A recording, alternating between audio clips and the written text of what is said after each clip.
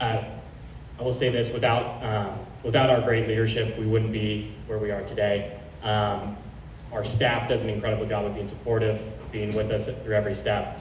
And really, we can't thank them enough. So in honor of thanking them, we did get you flowers. So feel free to get your flowers whenever you'd like. That's for Dr. Reynoso, our program director, and the chair of our department, Dr. Weiss.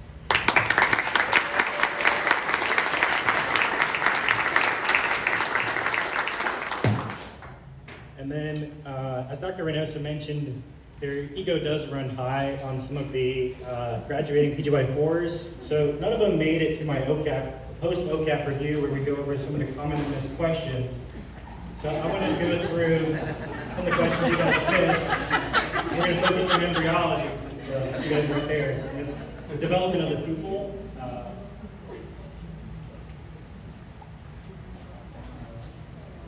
Here's the required slides. So it's actually a case series here. We have a group of 7 previously healthy, mostly healthy, 26, 31-year-old males who presented in New Orleans Airport in 2020. Their faces etched from 4 years of sleep deprivation, resembling soldiers returning from war waging on textbooks. As they emerged from that metallic beast and took strides in the swampy daylight, they clutched their dangling stethoscopes like a noose of knowledge, just counting down those days until they could trade them in for lenses and indirect. They had to make it through that first year first. Ocular history, maybe some glasses, but really didn't say anything. Several of them did have relatives that were also unfortunate enough to be physicians and had already trekked the path. Review systems, mostly unremarkable. There were a couple episodes of transaminitis in previous years. Medication, drug use, they only admitted to caffeine. So could I get a graduating senior to describe this 9-days photo here? This is a photo that I took from our very first Zoom meeting once we had landed to New Orleans. Just Dr. Weiss and Dr. Reynoso asking us what we were thinking about doing, and we're going to finish. And here we are. So what I want to talk about is the developmental stages of the pupil. How do we go from this to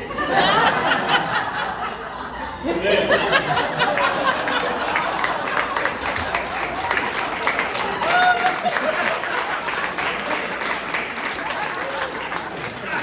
We got to get back to that case.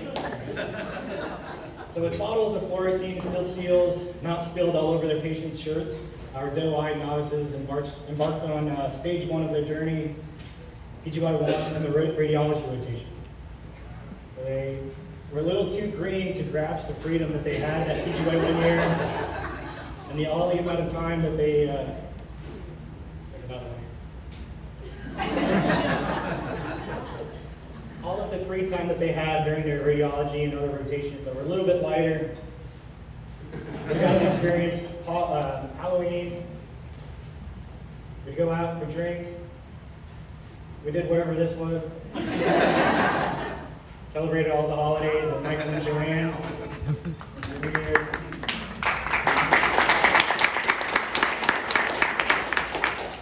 Mardi Gras, obviously. All of our Easter celebrations where we got plenty of dental care. And somehow Claire always found the ones with the money. Our fabulous times eating dinner all the time, nonstop. Going to the beach, going on vacations. As you can tell, radiology is very, very difficult in these trying times, PG1 year. More food, but having tasted what New Orleans had to offer, become thoroughly bored of debating corneal thickness measurements at the VA, the young men began stage 2, PGY2, and a lot of call. Now, what I want to show you here is how call works, and this is a scale of, the hostility that you present when you're answering the phone, based on the hours since the last time your pager went off. You're, when you're like 5, 7 hours out, you're thinking, it's been a while since I've been called in, I'm fresh, maybe I could get some lunch at the hospital anyway. And so you look like this, you're like, well, that's not too bad, I can do this pretty friendly, right? When it gets too long, you start worrying that your pager's not working. So you don't mind going in, you're like, okay, things are working, I'm actually, you're like, there's a reason I'm getting paid and all that, so you don't mind them. Now what gets scary is when you leave this blue zone, and when you're starting to get a call as soon as you pull into your driveway. Now you're getting a little angrier when still looking like that. Gets even closer, you're just like, please just let me nap. I will say, Marshall was on call there. He's not just slacking away. There's a major up there. He was at a conference. It's not in the picture. I cannot confirm. I cannot have one. On the other side, if it goes too long, you're getting comfortable and you're resting. So you thought you were going to have a no-hitter. You're free all day. So you're a little annoyed here. Now, where it gets really testy is at the far ends there. Now, on one end, here, where you're basically getting called 2 minutes before your shift is over and you're very angry. So you look a little bit like this. Likewise, on the other end, when you get back-to-back slam, here, I'll stand up. So, you want to try to stay out of the red zone there. Now, one more thing about call. We do have this graph, where there's like sweet zone, where it's been a few hours apart, you feel like you're working, you don't get called too often, or not get towards the end of your shift. And this graph right here is what we call LSU quality research. But not quite simple, because everyone has like a different starting point too. So that pager goes off, everyone's baseline is a little bit different. Now, we have someone like Charles here, who you can see removing a little skin tag from my neck while I'm eating a cheese it. He's a pretty nice guy. He's going to answer the phone politely. He's right there. I'm probably with Charles right there, You have someone like Sam, look at that beautiful smile. He's going to be even nicer than us, right? And then we have James, who gets a little cranky sometimes. I did ask him what they rank themselves as for this, so you did it to yourself. Dan's right there. Jack.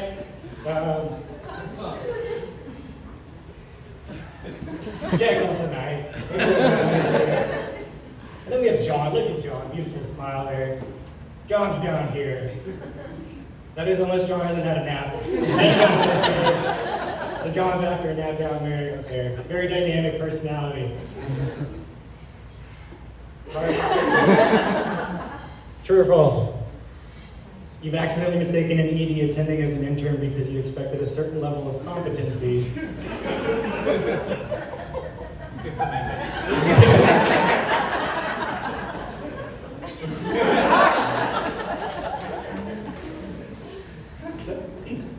Having endured those sleepless nights, caffeine overdoses, the fury of a major hurricane, these several pupils forged bonds tighter than a constricted iris. More than ready, they advanced to stage 3, just the middle child in the clinic.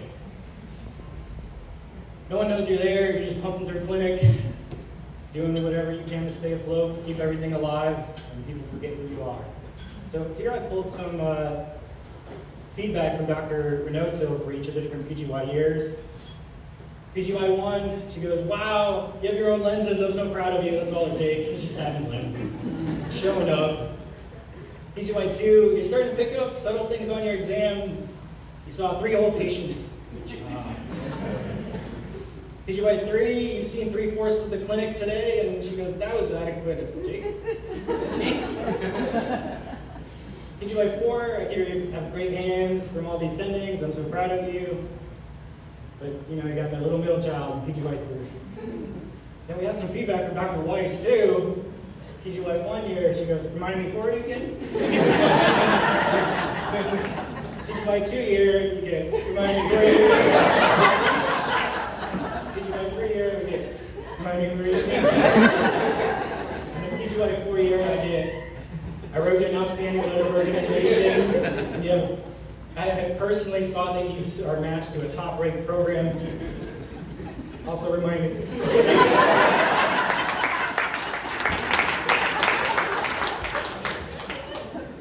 And it's amazing because you get to go to all of these away sites and take call all by yourself without backup.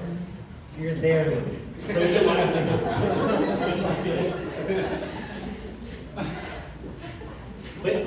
On the bright side, PGY3, you do discover the OR, you start getting your hands busy, and it's filled with amazing people.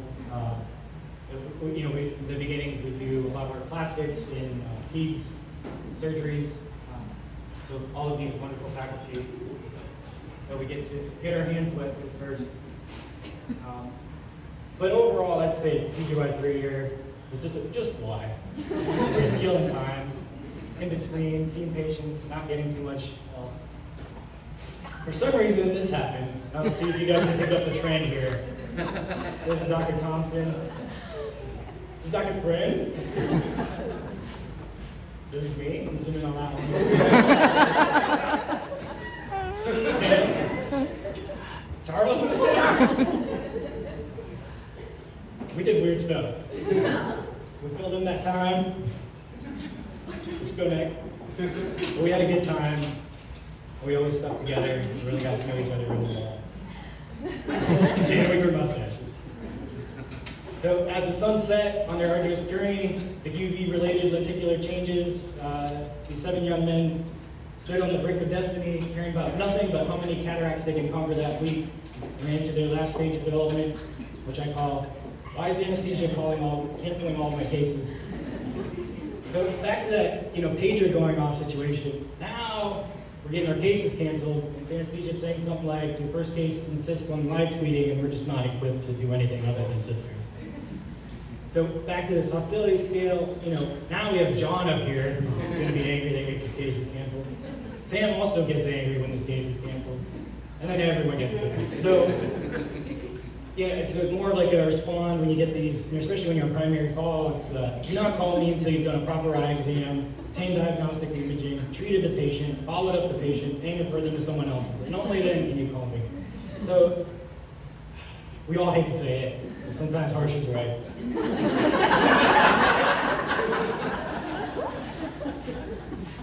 This fellowship and beyond, as we prepared, we saw some growth and future plans being made. I would like to acknowledge that I took 5 of 7 of these pictures.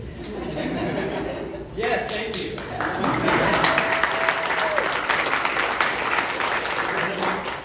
Lastly, the other thing we're going to take away from this is all of the family we've made, from the beautiful engagements that have happened, and the weddings, and more weddings, and whatever John and I are doing here. This is how John listens. So, in the words of Dr. Barron, I hope that was as good for you as it was for me.